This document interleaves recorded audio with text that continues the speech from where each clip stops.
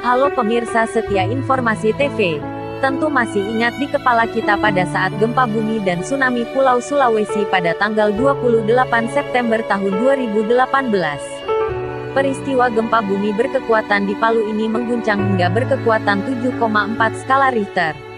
Pusat gempa berada di 26 km utara Donggala dan 80 km barat laut kota Palu dengan kedalaman 10 km.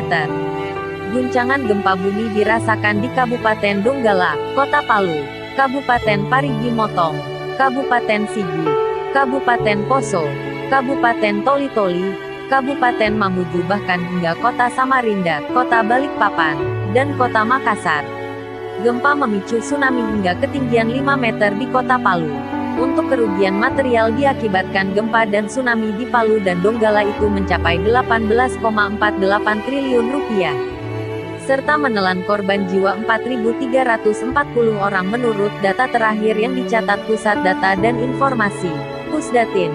Kegempaan Provinsi Sulteng yang dikutip di Palu, Jumat, tanggal 3 Mei tahun 2018. Untuk membahas lebih lanjut tentang bagaimana keadaan perkembangan pembangunan Kota Palu dan sekitarnya pada awal tahun 2022 ini, maka pada Jumat tanggal 28 Januari tahun 2022 dari tim Fast Respon mengelar bincang-bincang bersama Yahdi Basma, SH selaku anggota DPRD Sulawesi Tengah Komisi 2 dari fraksi Nasdem, yang didampingi oleh Ketua Umum Fast Respon Agus Flores.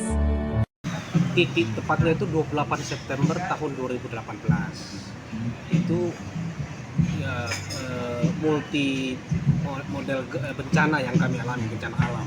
Ada akibat pergeseran lempeng sesar Palu-Koro, ada getaran gempa, ada tsunami, dan ada yang disebut pembuburan tanah atau likuifaksi. Korban terdampak itu sedikitnya 160.000 bangunan termasuk rumah yang rusak berat, sedang, dan ringan. 3 tahun kemudian korban nyawa yang meninggal dunia itu sedikitnya 6 sampai 8.000 jiwa. Kalau luka ringan dan sedang banyak sekali.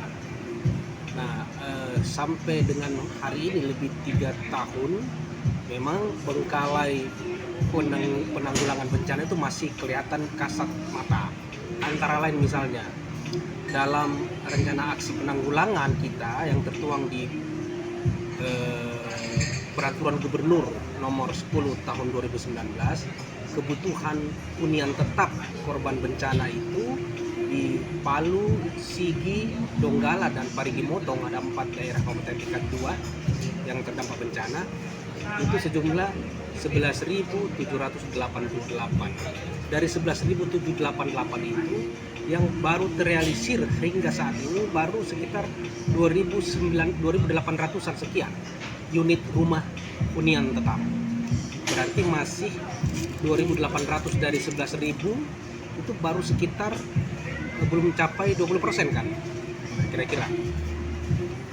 Nah, dari mana sumber dana itu? Ya, kebanyakan dari pinjaman pemerintah pusat kepada World Bank, ADB, dan JICA, dan lembaga-lembaga pendonor lainnya.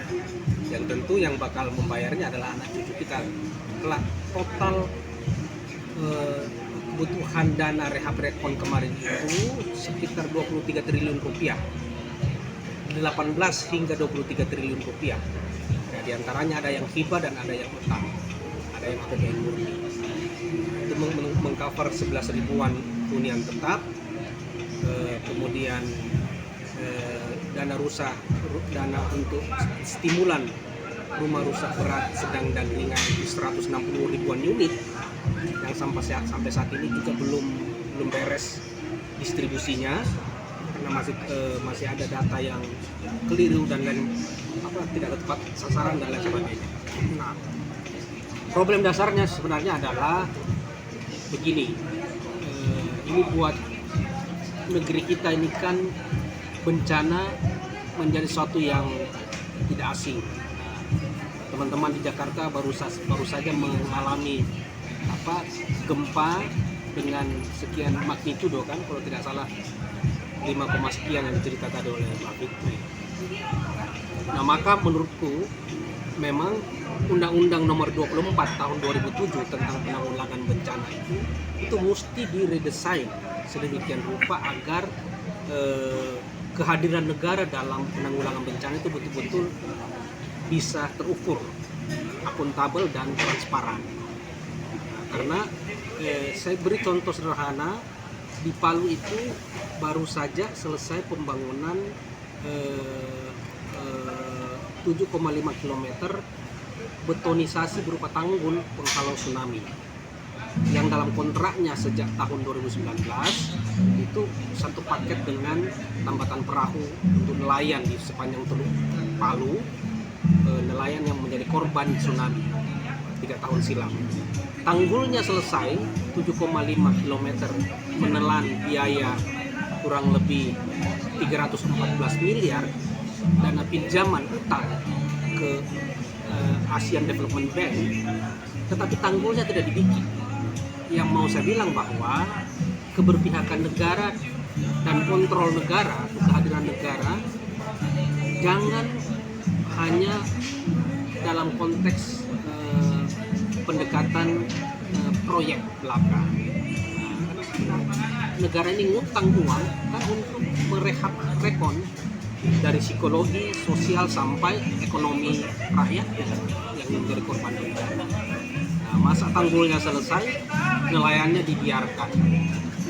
Nah, itu satu contoh saja dari berbagai, banyak sekali. Ada 16 proyek bangunan sekolah pasca bencana itu yang sampai hari ini juga tidak beres dan mangkrak. Dari belasan itu baru 2-3 yang sudah selesai kelar 100%. Selebihnya mangkrak. Semuanya dari dana penanggulangan bencana.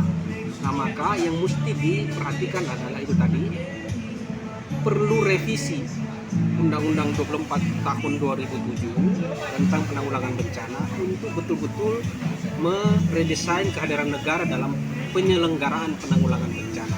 Dan saya kira ini aspirasi penting dari daerah, khususnya yang kami di Sulawesi Tengah yang hidup di atas bentangan sesar Palu Koro, satu dari sedikit sesar aktif di dunia, belahan dunia ini. Ya, harapannya kalau yang pertama dari saya sebagai salah satu anggota DPRD, menurut saya APH atau aparat penegak hukum ini seharusnya proaktif ketika ada gedung sekolah yang mangkrak. Ya, harusnya segera dilakukan proses penyelidikan dan penyidikan. Karena ada kerugian, patut diduga ada kerugian negara di situ. Ketika ada proses distribusi dana stimulan yang tumpang tindih dan tepat sasaran juga harus dilihat. Dan ketika ada proses pembangunan huntap juga yang tidak akuntabel juga harus dilihat. Saya minta maaf, keberadaan KPK seharusnya itu bisa menyoroti proses penanggulangan bencana, karena patut diduga memang berbagai pihak atau ada pihak yang hanya melihat ini sebagai bancakan belaka dan membuat orang-orang ini aji mumpung ya, dan berbahayanya adalah mereka justru menari di atas penderitaan korban bencana. Saya tidak tahu jika ini tidak dijadikan presiden untuk proses pengungkapan aspek-aspek kerugian negara, maka ini akan menjadi kebiasaan di daerah bencana yang akan kita alami di berbagai tempat lain di Republik ini. Ketika ada bencana, semua pihak termasuk aparat penegak hukum menganggapnya sebagai sesuatu hal yang tidak perlu diteliti dan tidak perlu diberi perhatian sungguh-sungguh. Dianggap sebagai sesuatu yang niscaya menghabiskan uang negara, kendati itu utang dari luar negeri yang ditanggung kelak oleh anak cucu kita. Itu harapan pertama. Harapan keduanya secara detail, saya kira mudah-mudahan DPR RI bisa mengagendakan revisi Undang-Undang Nomor 24 Tahun 2007 tentang penanggulangan bencana sebagai agenda badan legislasi yang prioritas di tahun ini. Saya kira itu.